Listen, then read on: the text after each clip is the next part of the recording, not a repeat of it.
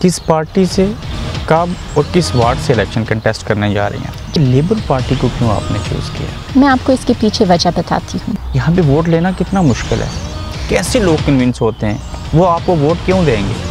खासतौर पे मुसलमानों को कहती हूँ अपना वोट आप हलाल करें। एक मुसलमान खातून को देख के रिएक्ट नहीं करते होंगे? मेरे ख्याल से आपके नज़दीक सबसे अहम इशू वहाँ पे क्या है जिसको चाहती हैं उसका सोल्यूशन होना चाहिए? फ्यूचर में इरादा रखती हैं कि नेशनल पॉलिटिक्स में आ जाए?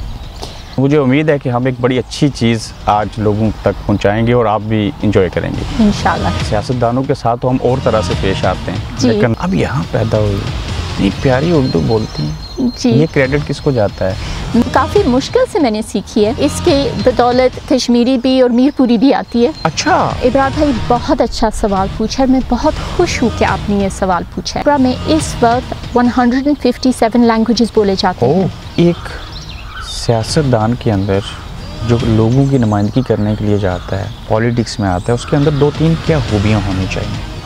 कि हम नुमाइंदगी कम और इलेक्ट होना ज़्यादा पसंद करते हैं। गोल्ड मेडल है आपके ख़ानदान के लोगों के पास। जी। आप देख रहे हैं गोरखतंदा, वो क्यों लोकल पॉलिटिक्स की तरफ आ रहे हैं, उनको क्या ज़रूरत महसूस हुई, वो अपनी इस कम्युनिटी के लिए क्या करना चाहते हैं, किसी की तकलीफ़ को महसूस करना, फिर इनिशिएटिव लेना। ये कौन है, कहाँ से हैं, क्या करने जा रही हैं और इस वक्त क्या कर रही हैं? आप पठान हैं? जी, एबटाबाद की रहने वाली हूँ। और यूके यूरोप का सबसे खूबसूरत तरीन शहर है ये, होपफुली है। अस्सलाम वालेकुम इब्रार भाई। वालेकुम सलाम। डॉक्टर साहब कैसी हैं आप? अल्हम्दुलिल्लाह, बहुत बहुत शुक्रिया कि आपने मुझे दावत दी है। Most welcome. कि हॉबीज़ क्या है इतनी बिजी तरीन ज़िंदगी के अंदर, इंजॉय क्या करती हैं? कुकिंग इंजॉय करती हूँ। दूसरों के लिए कुछ करना चाहते हैं या कर रहे हैं, या आप मुख्तलिफ हैं बाकी लोगों से, तो ये मेरा प्लेटफॉर्म, ये गोरखधंधा प्रोग्राम आपके लिए हाजिर है। हिंदकों में मेरे इस प्रोग्राम के बारे में कुछ कहेंगी? ये नया प्रोग्राम बहुत अच्छा है। मैं सुनने वाली की आखसा या गुजारिश करनी है कि तुसा सुनिया करो इन्हें प्रोग्राम। डॉक्टर साहब आपके टाइम का बहुत शुक्रिया, बहुत अच्छा लगा आपसे बात करके। अस्सलाम वालेकुम नाजरीन, मैं हूं अबरार कुरैशी और आप देख रहे हैं गोरखधंधा। और आज का गोरखधंधा जो है वो एक ऐसी शख्सियत के साथ हो रहा है जो हमारे माशरे के अंदर यकीनन लोगों के लिए आने वाले वक्तों में या मौजूदा दौर में एक रोल मॉडल हो सकती हैं। वो कैसे रोल मॉडल होंगी, ये कौन है, कहाँ से हैं, क्या करने जा रही हैं और इस वक्त क्या कर रही हैं। मेरा ये थीम था कि मैं पॉलिटिशियंस के साथ साथ जो अपने मकामी बरतानिया के अंदर जिन लोगों की खिदमात हैं, चाहे वो मेडिकल की फील्ड है, समाजी काम है, दूसरों के काम आते हैं, यहाँ की लोकल पॉलिटिक्स के अंदर जैसे पहले से हमारे दर्जन के करीब मेंबर ऑफ पार्लियामेंटेरियन हैं, हाउस ऑफ लॉर्ड्स के अंदर लोग हैं, सैकड़ों हमारे लोकल काउंसलर्स हैं जो मेयर रहे, 1.2 मिलियन पाकिस्तानी और कश्मीरी इस मुल्क के अंदर आबाद हैं। वो क्यों लोकल पॉलिटिक्स की तरफ आ रहे हैं, उनको क्या ज़रूरत महसूस हुई, वो अपनी इस कम्युनिटी के लिए क्या करना चाहते हैं, और प्लस जिस मुल्क में ये लोग पैदा हुए वहाँ पे इस मुल्क के लिए बतौर ओवरसीज़ पाकिस्तानी क्या करना चाहते हैं। मेरी मुराद डॉक्टर शबीना असद क़यूम आज के मेरे गोरखधंधा में मेरे सामने बैठी हैं। अस्सलाम वालेकुम इब्रार भाई। वालेकुम सलाम। डॉक्टर साहब कैसी हैं आप? अल्हम्दुलिल्लाह, बहुत बहुत शुक्रिया कि आपने मुझे दावत दी है। Most welcome. और आप जैसे लोग डिज़र्व करते हैं कि मैं उनके साथ बैठूं, उनके जो एम्स हैं, जो गोल हैं, जो कुछ वो अपनी कम्युनिटी के लिए इस मुल्क में रह के करना चाहते हैं, उनको लोगों तक पहुंचाया जाए। और मुझे उम्मीद है कि हम एक बड़ी अच्छी चीज़ आज लोगों तक पहुंचाएंगे और आप भी इंजॉय करेंगे इंशाल्लाह। हमारे इस प्रोग्राम का नाम है गोरखधंधा। सियासतदानों के साथ तो हम और तरह से पेश आते हैं, लेकिन ज़ाहिर है आप लोग तो लोगों की खिदमत करते हैं, आपने किसी का हक़ नहीं मारा, किसी का नुकसान नहीं किया, तो हम कोशिश करेंगे कि आपके साथ तफसीली गुफ्तगू शनीद की जाए। जी डॉक्टर साहिबा, एक शादीशुदा खातून जिसके बच्चे भी हैं, खामद है, दोनों मियाँ बीवी हस्बैंड, ऐसा रिकॉर्ड है कि दोनों मेडिकल के अंदर हैं, ये कैसे मैनेज करती हैं सारा कुछ, पॉलिटिक्स भी और जॉब, बच्चे? जी इब्रार भाई, मैं ये कहूँगी कि ये मुश्किल काम है, इतना आसान नहीं है। और मेरे हस्बैंड और मैं, मिस्टर असद क़यूम, हम आपस में एक टीम की तरह काम करते हैं। सही। कोऑपरेट करते हैं। मैं पार्ट टाइम काम करती हूँ एज ए जीपी, और जो बाकी वक्त होता है हफ्ते में वो वॉलंटरी काम में अपने आप को मैं इन्वॉल्व करती हूँ। वॉलंटरी काम से मतलब यही है कि रेडियो के ऊपर हेल्थ से रिलेटेड प्रोग्राम्स और कोई चैरिटी का काम होता है, फंड रेजिंग का काम होता है। अभी गुज़िश्ता दिनों में फ़िलिस्तीन के लिए फंड रेजिंग किया है, पार्टिसिपेट किया है। काफ़ी नामवर चैरिटीज़ में शामिल हुई हूँ और उनके फ़ंड रेजिंग में उनके साथ इन्वॉल्वमेंट किया है। रेडियो पे आई हूँ, उनके लिए फ़ंड्स रेज़ करने की कोशिश की। और फिर जो पॉलिटिकल एस्पेक्ट है उसको मैं पॉलिटिक्स के नज़रिए से नहीं देखती। इसके ऊपर भी आते हैं पॉलिटिक्स की तरफ। उससे पहले नाज़रीन को मैं ये बताना चाह रहा हूँ, आपका तलक एबटाबाद हज़ारा से है जी। ब्रिटिश नज़ाद हैं, यहाँ पैदा हुई। डॉक्टर असद क़यूम जो हैं वो बड़े खूबसूरत इलाके से हैं, सवात से जी। तो अपना फैमिली बैकग्राउंड बताइएगा। कोई और भी था फैमिली में पॉलिटिक्स में या बाकी भी मेडिकल में रहे? जी, बेसिकली पाकिस्तान से हमारा ताल्लुक़ एक आर्मी वाले ख़ानदान से है। अच्छा। ज़्यादा से ज़्यादा लोग फ़ौज में रहे हैं और फिर मेरे वालिद साहब वहाँ से यहाँ पर आके बिज़नेस उन्होंने शुरू किया यहाँ है। पे? जी, यहाँ पे। वालिदैन मेरे लंदन में रहते हैं। ठीक है। और पॉलिटिक्स में एज सच किसी ने कभी हिस्सा नहीं लिया। अच्छा, नहीं लिया? नहीं। और मेरी तो वजूहात हैं जो मैं इंशाल्लाह आगे आपको बताऊंगी कि क्या वजूहात थी। वजूहात से याद आया, अब यहाँ पैदा हुई, इतनी प्यारी उर्दू बोलती हैं जी। ये क्रेडिट किसको जाता है? मैं आधा क्रेडिट दूंगी अपने वालिदैन को, जो चाहते थे कि यहाँ पे पल पोस कर, तरबियत दे कर, फिर भी अपनी मीठी ज़बान उर्दू जो है वो ज़रूर आनी चाहिए। ज़रूर आनी चाहिए जी। और ये कि काफ़ी मुश्किल से मैंने सीखी है। और कहीं गई सीखने बाहर स्कूल में, यहाँ पे भी उर्दू सीखी या घर की एक फैमिली लैंग्वेज थी आपकी उर्दू भी? घर के अंदर हम हिंद को बोलते रहे। अच्छा, हिंद को बोलते रहे? जी, हिंद को भी बोलते हैं। मुझे इसके बदौलत कश्मीरी भी और मीरपुरी भी आती है। अच्छा। अपने पेशेंट्स के साथ जिनकी English as a first language नहीं है उनकी ज़बान, उनके साथ में उनकी ज़बान में बात करना पसंद करती हूँ। That's good. और प्रैक्टिस मुझे अपनी नानी से मिली है पाकिस्तान, उर्दू बोलने की, अपनी ज़बान बोलने की, हिंद को बोलने की। ठीक। और पोठोहारी, हिंद को और पोठोहारी मिक्स्ड है।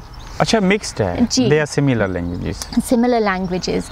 और पाकिस्तान हम गए चंद सालों के लिए और वहाँ पे मैंने अपनी मेडिकल की तालीम हासिल किया डाउ मेडिकल कॉलेज से।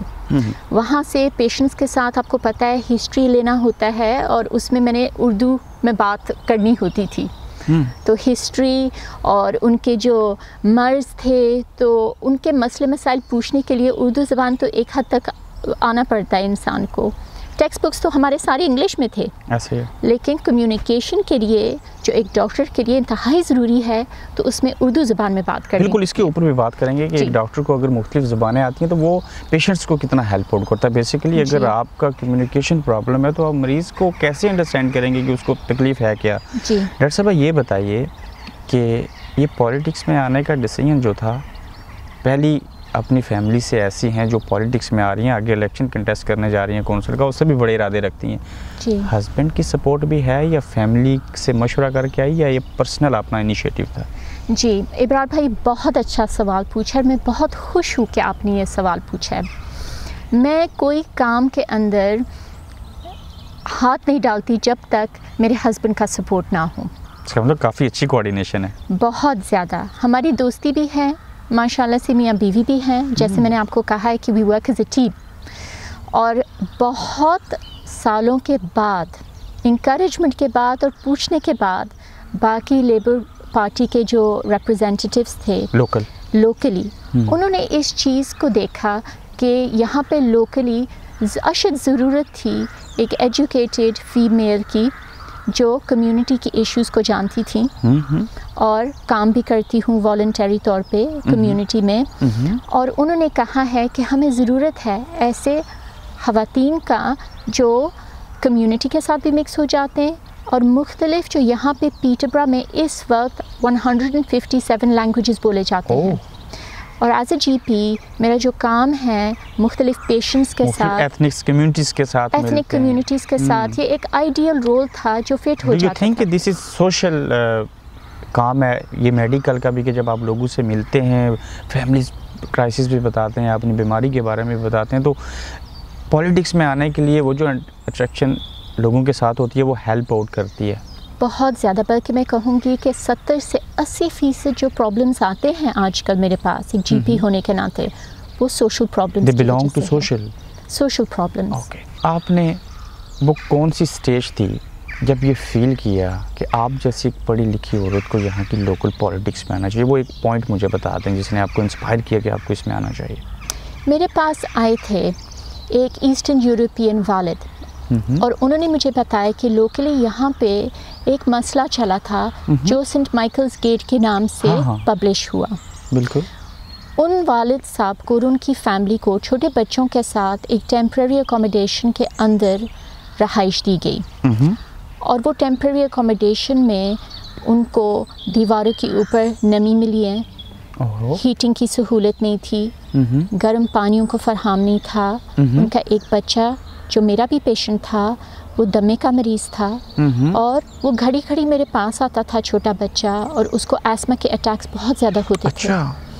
उसकी वजह से मेरे जो ये पेशेंट हैं जो वालिद की पोजीशन में मेरे पास आए हैं, उन्होंने काफ़ी अच्छा खासा टाइम अपनी जॉब से लिया और उनके जॉब वालों ने उनको निकाल दिया था। इसकी वजह से उनको मेंटल हेल्थ प्रॉब्लम शुरू हुई, तो वो मेरे पास एज अ लास्ट रिजॉर्ट आए थे मदद मांगने के लिए कि डॉक्टर साहिबा आप प्लीज़ कुछ करें, मैं इतने बुरे हाल में रह रहा हूँ, अगर आप कुछ मेरे लिए करें तो हो सकता है काउंसिल वाले सुने। एक एज ए डॉक्टर कैसे कर सकता था उनकी मदद? As a human, as a human being first Ibrar भाई, ये चीज़ बहुत ज़रूरी होता है, मैं समझूंगी। किसी की तकलीफ़ को महसूस करना, फिर इनिशिएटिव लेना, और इसको कहा जाता है हमारे मेडिकल के शोबे में एम्पैथी, एम्पैथी दिखाना। वो एम्पैथी दिखाई। मैंने सोचा कि कुछ खर्च नहीं होता है एक ख़त लिखने में, और लेटर लिखकर उनको दिया। उस लेटर में मैंने यही लिखा था काउंसिल को कि एक जीपी होने के नाते मैं इनके बच्चे की भी डॉक्टर हूँ, और दमे के अटैक्स के साथ ये बच्चा आता है, और उसके दमे के अटैक्स के पीछे ये वजह है कि जिस अकोमोडेशन में वो रहता है तो उसकी हेल्थ के ऊपर असरअंदाज होता है, और जो उनके वालिद साहब थे मेंटल हेल्थ प्रॉब्लम्स है, उसकी जॉब ख़त्म हो गई है, आमदनी का कोई ज़रिया नहीं है, वो सपोर्ट नहीं कर पाता, और मेंटल हेल्थ की वजह से वो अब सुसाइडल फील कर रहा है, सिर्फ एक चीज़ की वजह से, और वो ये कि उसके टेम्प्रेरी अकोमोडेशन में बेसिक ज़रूरियात नहीं थी घर के अंदर जो फैसिलिटीज़ होती हैं। तो मैंने रिक्वेस्ट किया था काउंसिल को कि प्लीज़ आप इनके सर्कमस्टांसिस को मद्देनज़र रखते हुए आप उनको कोई अप्रोप्रिएट रिहाइश में प्लीज़ अकोमोडेट करें, और उनको मिल गई अल्हम्दुलिल्लाह। अल्हम्दुलिल्लाह। डॉक्टर साहिबा, एक सियासतदान के अंदर जो लोगों की नुमाइंदगी करने के लिए जाता है, पॉलिटिक्स में आता है, उसके अंदर 2-3 क्या खूबियाँ होनी चाहिए? आपने सबसे पहले लफ्ज़ यूज़ किया नुमाइंदगी। ज़्यादातर जो मैं देखती हूँ लोकल पॉलिटिक्स में, और ख़ास तौर पे ब्रिटिश पाकिस्तानी पॉलिटिशियंस में, कि हम नुमाइंदगी कम और इलेक्ट होना ज़्यादा पसंद करते हैं, और मैं समझती हूँ कि मेरे नज़दीक दोनों में फ़र्क है। ठीक है, कैसे? नुमाइंदगी का मतलब है रिप्रेजेंटेशन। एग्जैक्टली। इसका मतलब यही है कि आप हर बंदे की रिप्रेजेंटेटिव बनने जा रहे हैं। दूसरी बात ये होती है रियलाइजेशन कि आपके ऊपर जो जिम्मेदारियां हैं वो आप पूरे कर रहे हैं कि नहीं, चाहे किसी ने आपके लिए वोट किया है कि नहीं किया है, आप सबको रिप्रेजेंट कर रहे हैं। बिल्कुल।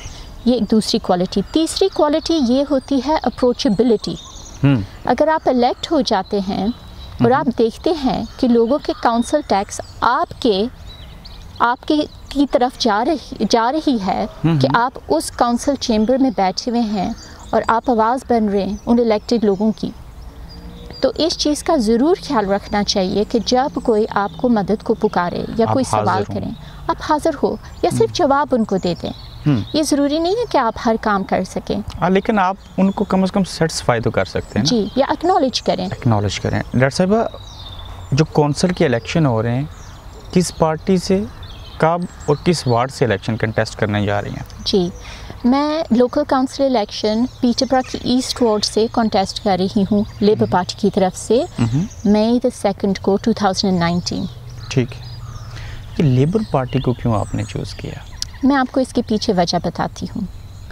लेबर पार्टी यहाँ पे बनी है इब्रार भाई ट्रेड यूनियंस और वर्कर्स की वजह से। यहाँ पे ऐसे आपको इस चीज़ का अंदाज़ा होगा कि अर्ली 50s, 60s, 70s में बहुत बड़ा इन्फ्लक्स हमारे अपने लोगों का यहाँ पे आए हैं इस मुल्क में।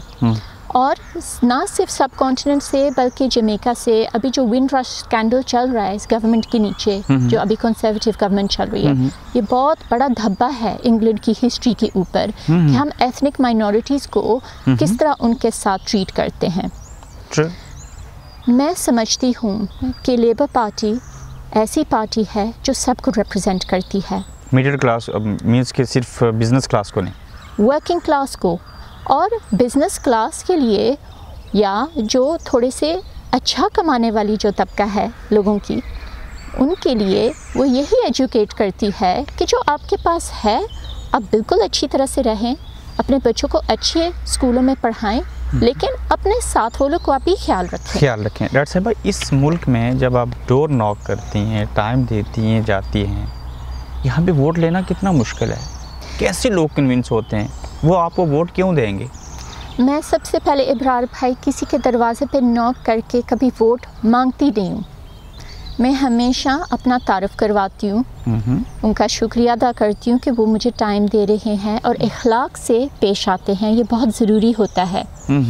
और साथ साथ में मैं उनको बताती हूँ कि मेरे एम्स क्या हैं, मैनिफेस्टो क्या है लोकल लेबर पार्टी का, और उसके बाद उनसे कहती हूँ कि आप मेरी तरफ भी देखिए, बाकी कैंडिडेट्स की तरफ भी देखिए, और अपना वोट, ख़ासतौर पे मुसलमानों को कहती हूँ, अपना वोट आप हलाल करें जी, ये ज़रूरी होता है।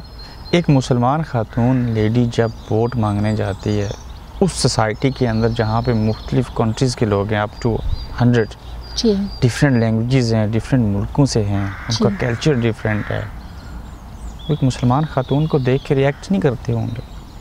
मेरे ख्याल से भाई कि अपने रोज़मर्रा के काम में जो मैं इतने सारे नेशनलिटी वालों के साथ डील करती हूँ, मैं कहती हूँ कि एक जो इंसान की ज़बान होती है वो सब कुछ होती है।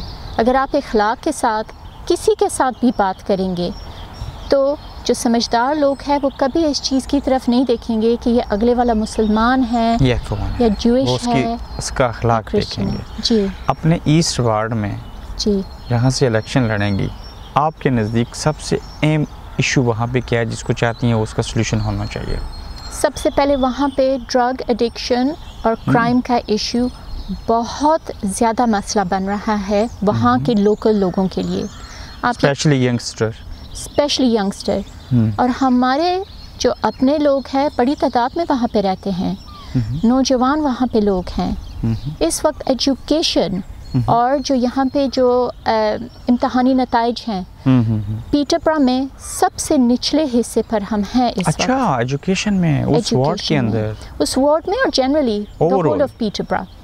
लेकिन रिप्रेजेंटेशन और जो नुमाइंदगी की बात मैंने की है वो मैं रिप्रेजेंटेटिव बनना चाहती हूँ यूथ का भी, ख़ास तौर पे कि वो इंस्पायर हो और देखें कि मेरी जैसी मुसलमान औरत खड़ी है इस वार्ड से, उनको इंस्पायर करने के लिए कि वो कुछ भी कर सकते हैं। अनफॉर्चुनेटली मैं समझती हूँ कि हमारे अपने कम्युनिटीज़ में जो यंग लोग हैं वो काफ़ी मिसलीड हो रहे हैं ड्रग एडिक्शन की तरफ, क्योंकि उनको ये दिखाया जाता है जो बाहर की एजेंसीज़ आ रही हैं क्राइम के लिहाज से कि ये बहुत क्विक तरीका होता है पैसे कमाने का। सही, हाँ, और उस चीज़ में काफ़ी नौजवान मिसअंडरस्टैंड कर जाते हैं। आप मेडिकल में प्रॉपर जॉब करती हैं फुल टाइम जी। जब एक मेडिकल शुबे से तल्लक रखने वाली डॉक्टर लोगों के पास जाएगी, वो कहेगी मैं पॉलिटिक्स में आ रही हूँ, आप मुझे वोट दें, मैं आपके इश्यूज़ को हल करूँगी, कैसे उनको टाइम देंगी? वो सोचेंगे नहीं कि आपके लिए ये पॉसिबल नहीं है? इब्रार भाई ये बहुत अच्छा सवाल किए, और जैसे मैंने कहा है कि लोगों को अपना वोट हलाल करना चाहिए, और सबसे पहले तो ये ज़रूरी है कि उस रिस्पॉन्सिबिलिटी को रियलाइज़ किया जाए। वो मैं रियलाइज़ इंशाल्लाह करती हूँ। और दूसरी बात, आपके सवाल के जवाब में मैं ऑलरेडी इस वक्त अपने डॉक्टर प्रैक्टिस के अंदर इतना सोशल वर्क और काउंसलर रिलेटेड इश्यूज से डील करती हूँ कि ये बस उसका एक्सटेंशन होगा। ओके, इस मीन्स कि आप ऑलरेडी इन्वॉल्व हैं, जैसा आपने प्रैक्टिकली उसके अंदर आना है। जी, ऐसे और स्कोप मेरा ज़्यादा होगा। एज ए काउंसलर यही होता है कि कम्युनिकेशन आसान हो जाएगी, हाउसिंग वालों से, फ्लाइट टिपिंग वालों से, क्राइम एजेंसी से सबसे बेहतर हो जाएगा, क्योंकि आप डायरेक्टली इन्वॉल्व होंगी उसके अंदर। डायरेक्टली इन्वॉल्व हो सकती हूँ। ये मेडिकल की जॉब छोड़ देंगी या मुस्तकबिल में पॉलिटिक्स को आगे रखेंगी, क्या होगा? इस वक्त तो मैं मेडिकल के बारे में कभी सोच नहीं सकती कि मैं छोड़ दूँ। चाहे अगर एक दिन या आधा दिन भी करूँगी ना, ये करेंगे। जिन मरीज़ों के लिए मैं यहाँ पे हूँ, जो मुझे जानते, जिन्होंने इतनी प्यार मोहब्बत मुझे दी है, जिसमें मुझे खुशी मिलती है इंसानी खिदमत करने के लिए, वो आप इसको खिदमत समझती हैं? बिल्कुल, इसको जॉब नहीं समझती? मैं जॉब नहीं समझती। अल्लाह का शुक्र है, मेरे हस्बैंड इतने कोऑपरेटिव है कि उन्होंने यही कहा है कि अगर तुम कभी कोई अपनी हॉबी परस्यू करना चाहूँगी और मेडिकल का शोबा, थक जाती होगी, बिज़ी जॉब है, तुम बैठना चाहती हो तो तुम कर सकती हो, कोई ऐसी बात नहीं होगी, लेकिन मैं करना नहीं चाहूँगी क्योंकि मुझे खुशी महसूस होती है। डॉक्टर साहब, फ़र्ज़ करें मैं एक फ़ॉरेन हूँ, मैं बाहर से आया हूँ, मुझे को पता नहीं पीटरबरा कब बना, क्या हुआ। मैं अगर आपसे कहूँ कि मुझे इंट्रोडक्शन करवाएं, ये पीटरबरा सिटी कैसा है, तो क्या कहेंगे आप? मैं सबसे पहले आपको लेके जाऊँगी पीटरबरा कैथीड्रल में। This is the cathedral city, that's why. It is a cathedral city। और दूसरी बात ये है कि कैथीड्रल सिटी में जो हेनरी VIII जो यहाँ के बादशाह थे, उनकी जो फर्स्ट वाइफ थी कैथरीन ऑफ अरागन, उनको वहाँ पे दफनाया गया। अच्छा। बहुत बड़ी हिस्ट्री है इस सिटी के पीछे। मेडिएवल सिटी है और मेन सिटी है ट्रेड के लिए। देखिए यहाँ पे यूके का फास्टेस्ट ग्रोइंग सिटी है। It's one of UK's fastest growing cities. यहाँ पे बेतहाशा नेशनैलिटीज़ है और यूके यूरोप का सबसे खूबसूरत तरीन शहर है ये। होपफुली है। अभी तो पिछले दिनों जो यहाँ पे प्रेस कवरेज मिला है वो ये है कि पीटरबरा इतना भी अच्छा शहर नहीं है जैसे लोग समझते थे, लेकिन हम उनको दावत देते कि आप आइए, हम आपको टूर करवाते पीटरबरा का दिखाने के लिए, हमें अच्छा लगता है। इदारा है ब्रिटिश इस्लामिक मेडिकल एसोसिएशन के भी आप मेंबर हैं, ये क्या है, ये क्या करता है? British Islamic medical association Ibrar भाई एक ऐसा ऑर्गेनाइजेशन है यहाँ पे यूके में जो रियलाइज़ करती है कि ख़ास कुछ मेडिकल इश्यूज़ ऐसे हैं जो मुसलमान तबके से ताल्लुक़ रखने वाली हैं। अच्छा जी, या रियलाइज़ करवानी चाहिए या अवेयरनेस क्रिएट करने के लिए कुछ स्पेशल एजुकेशनल प्रोग्राम्स का शुरुआत किया गया है ब्रिटिश इस्लामिक मेडिकल एसोसिएशन की तरफ से। इसका लोगों को क्या बेनिफिट है? इसका ये बेनिफिट मैं आपको बताती हूँ। अब हमारे लोगों में, मुसलमानों में ख़ास तौर पे साउथ ईस्ट एशियन डेमोग्राफिक में डायबिटीज़ और हार्ट डिज़ीज़ कॉमन बहुत ज़्यादा है। और हम ब्रिटिश इस्लामिक मेडिकल एसोसिएशन की तरफ से मसाजिद या कम्युनिटी सेंटर्स का इस्तेमाल करते हैं बिल्कुल अवेयरनेस के लिए फ़ी सबीलिल्लाह तौर पर। ठीक, प्रेजेंटेशंस तैयार किए जाते हैं वॉलंटियर्स के तौर पे। हम, मेरे साथ के जो GPs है, फार्मासिस्ट, जो भी मेडिकल से ताल्लुक़ रखने वाले मुसलमान लोग हैं, वो इसका पार्ट हैं। और साल में एक दफ़ा किसी एक टॉपिक के ऊपर, चाहे वो CPR जो लाइफ सपोर्ट है, और जो कैंसर स्क्रीनिंग टॉक्स हैं, या जो डायबिटीज़ है रमज़ान के दौरान उसको किस तरह मैनेज किया जाए, हम मसाजिदों में जाके लोगों को अवेयरनेस करवाते हैं और बताते हैं कि किस तरह अपनी डायबिटीज़ का ख्याल रखना चाहिए। लेकिन डॉक्टर साहब, एक इशू है यहाँ पे वो मेडिकल के रिलेटेड। फॉर एग्जांपल GP के पास बंदा गया, उसने देखा इसकी डिजीज़ जो है वो सीवियर किस्म की है, उसने लेटर लिखा, हॉस्पिटल रेफ़र कर दिया।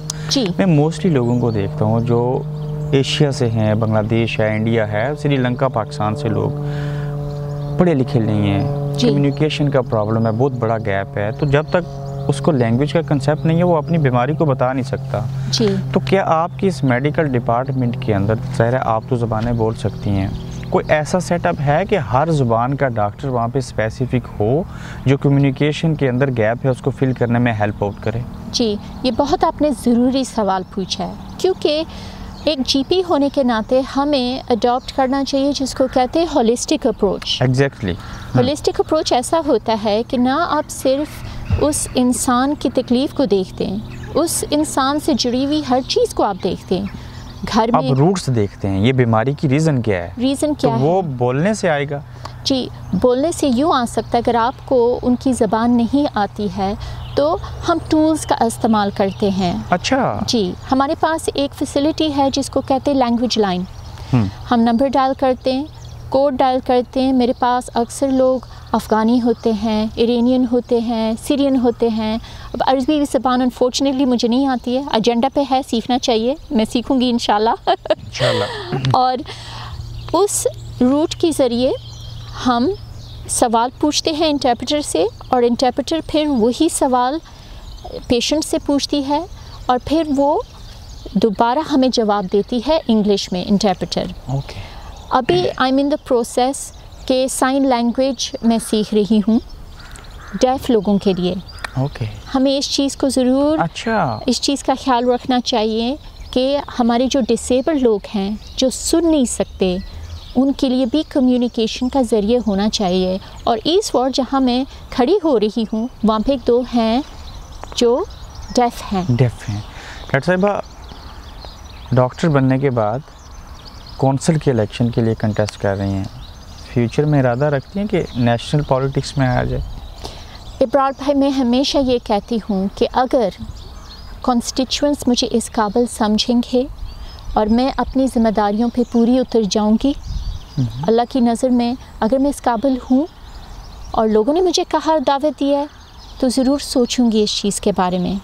और अगर मैं समझती हूँ कि वही नुमाइंदगी का अदा मैंने किया है जायज़ तरीके से काउंसलर बन के, और मेरे पास एबिलिटी है अगर एमपी बनने का, तो सोचूंगी ज़रूर, और अपने हस्बैंड से, अपने वालिदैन, अपनी वाइडर फैमिली से के बाद आएंगे जी इंशाल्लाह।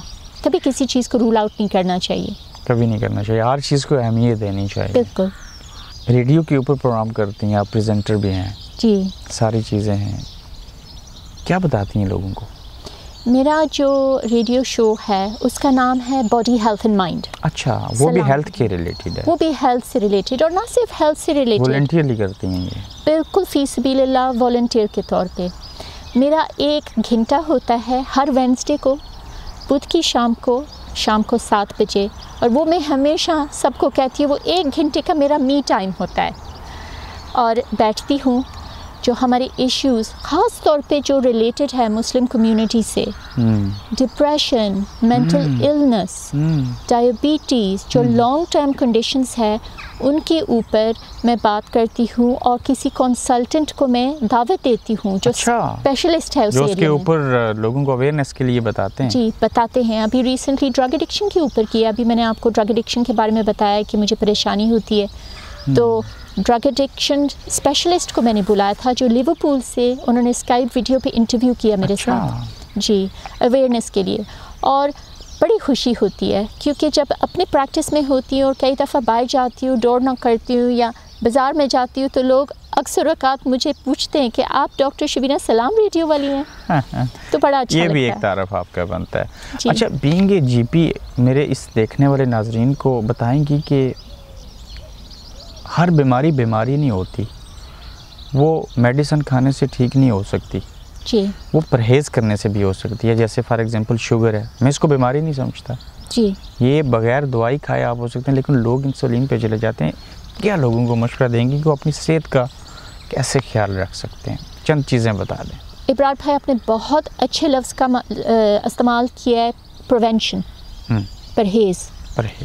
परहेज़ ज़्यादातर बीमारियों को रोक सकता है।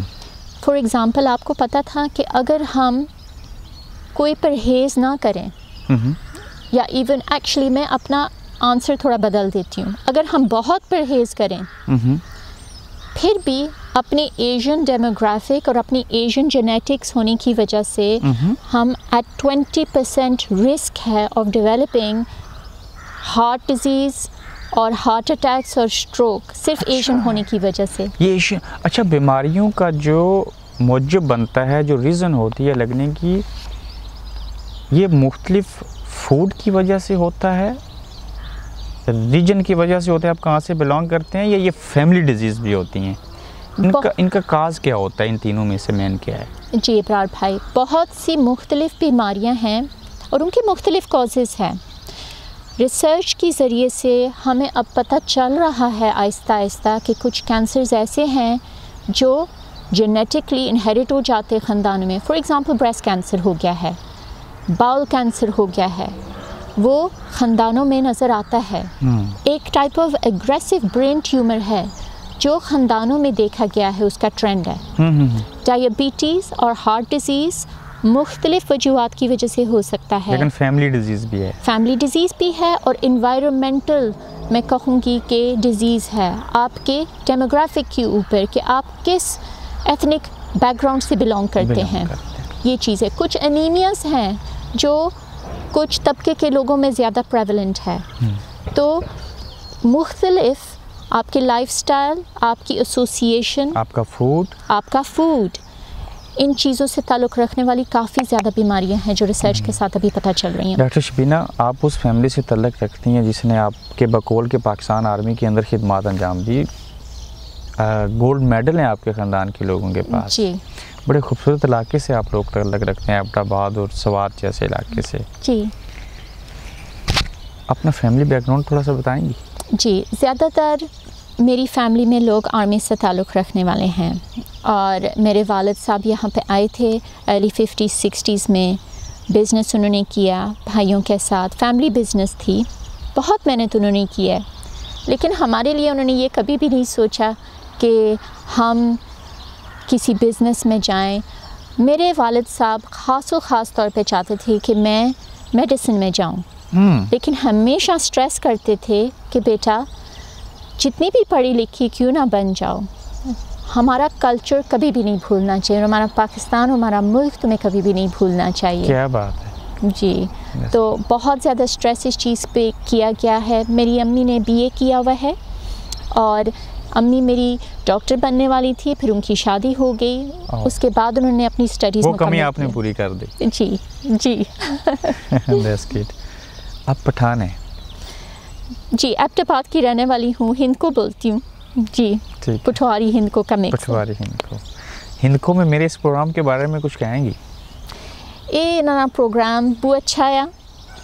मैं सुनने वाली की आखसा या गुजारिश करनी है कि तुसा सुनिया करो इन्होंने प्रोग्राम, मुख्तलिफ लोगों ने मतलब बहुत अच्छे राय भी देने, लोगों ने बैकग्राउंड्स ने बारे विच, लोगों ने जिहड़े इरादे है सोसाइटी वास्ते ते रोल मॉडल भी होने तो सने प्रोग्राम में। बड़ी अच्छी आप हिंद को भी बोल लेती हैं जी। आपकी हॉबीज़ क्या हैं इतनी बिजी तरीन ज़िंदगी के अंदर? एंजॉय क्या करती हैं?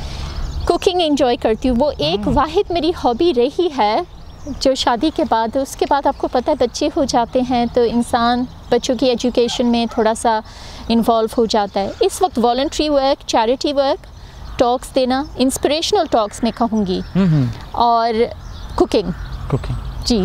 इसका मतलब हमारे भाई बड़े लकी हैं अगर आपको कुकिंग हॉबी है तो। वो ऑलरेडी कहते हैं मेरा वज़न बढ़ गया है जब से शादी हुई है मुझसे। क्योंकि अच्छे खाने होते हैं तो ज़्यादा खाने पड़ते हैं जी। अच्छा डॉक्टर साहिबा, पाकिस्तान बड़ा प्यारा मुल्क है, आपकी अम्मी अब्बा वहीं से आए, सारी चीज़ें हुई, इस मुल्क में पैदा हुई हैं, लेकिन वो भी हमारा मुल्क है और ये भी हमारा मुल्क है। बेशक। क्या किया आपने उस मुल्क के लिए कभी यहाँ आके?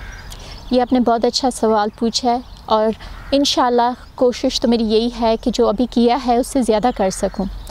इस वक्त मेरे अंकल हैं, आर्मी से ताल्लुक़ रखते हैं और उन्होंने एक बरादरी फाउंडेशन रखा हुआ है फैमिली के अंदर। उसमें उन्होंने हम सब फैमिली वालों को, एक्सटेंडेड फैमिली वालों को भी उसमें शामिल किया है। और वो इंजीनियर रिटायर हुए आर्मी से, कर्नल, और उनके बहुत सारे प्रोजेक्ट्स होते हैं पूरे पाकिस्तान में। अच्छा। थर में वाटर पम्प्स भी लगवाते हैं और उसके अलावा मेडिकल कैंप्स लगाते हैं सरहद के इलाके में, कश्मीर के इलाके में। बेवा औरतों को वो बकरे देते हैं, लोगों की बच्चियों की शादियां वो करवाते हैं। तो उसमें एक हद तक हम काफ़ी इन्वॉल्व भी हैं। दूसरी बात ये है कि वापस पाकिस्तान में मैं गई थी 2012 में और वहाँ पे अपने आबाई गांव में गई थी अपने हस्बैंड के साथ। हमने इब्रार भाई उधर एक वॉलंटरी मेडिकल कैंप किया था। अच्छा। जिसमें 150 मरीज़ से ज़्यादा हमने देखा एक दिन में। और आप यकीन नहीं कर सकते कि जब ऐलान करवाया है तो आगे पीछे 10 गांव से लोग पैदल चल के आए। अच्छा। सुबह से लेकर शाम तक हमने लोगों को देखा। कितनी अच्छी फीलिंग्स हुई होंगी। इतना अच्छा लगा। और मैं आपको एक मज़े की बात बताऊं, मेरे वालिद साहब खड़े हुए थे, मेरी कंसल्टेशन रूम के बाहर, और जब कोई अंदर कोई बुज़ुर्ग दाखिल होते थे वो मुझे कहते थे कि शबीना बेटा ये मेरे चाचा है, इनका बहुत ख्याल रखना है आपने। तो इतना अच्छा लगा, वो तस्वीरें भी मेरे पास हैं, और वो एक चैरिटी के बिहाफ पे जो मेरे एक मरहूम चाचा साहब हैं, ब्रिगेडियर खुर्शीद साहब, वो अभी भी उनकी वाइफ और उनके बच्चे उसको रन करें, उसमें एजुकेशनल फैसिलिटीज़ डेवलप करें, वो सारा करें, और इंशाल्लाह अल्लाह ताला मौका दे दोबारा करूँगी। ठीक है डॉक्टर साहब, आखिरी मैसेज दीजिए कि आप एक खातून हो के पॉलिटिक्स में आई, बाकी हमारी जो लेडीज़ हैं उनको क्या पैगाम देने चाहिए कि इस मुल्क के अंदर जहाँ हम रहते हैं कितना इम्पॉर्टेंट है पॉलिटिक्स में आना, सोशल कामों में आना, लेडीज़ का बिलखुसूस उनकी इन्वॉल्वमेंट क्यों ज़रूरी है? इब्रार भाई, ये ज़रूरी इस वजह से है क्योंकि एक तो मैंने ये कदम लिया है, मैं इस पीटरबरा की एशियन कम्युनिटी से नहीं हूँ। मैंने सोचा नहीं था कि काफ़ी मुश्किलात का सामना मुझे देखना पड़ा है, लेकिन मैं बनना चाहती हूँ एक मिसाली औरत उन अपनी बहनों के लिए जो इसको एज अ प्रोफेशन देखना चाहती हैं, जो मेरी तरह की नीयत रखती हैं और लोगों की खिदमत में सरअंजाम होना चाहती हैं और इन्वॉल्व होना चाहती हैं। दूसरी बात ये है कि पॉलिटिक्स में मैं आई नहीं हूँ अपनी सेल्फ़ प्रोजेक्शन के लिए, क्योंकि अगर मैं इलेक्ट नहीं भी होती हूँ इब्रार भाई तो काम तो मेरे यही चलेंगे।